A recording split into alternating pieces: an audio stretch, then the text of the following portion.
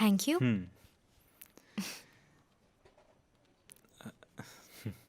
మీ అక్క చెల్లెళ్ళు ఈక్వేషన్స్ ఏంటో అర్థం కాదే.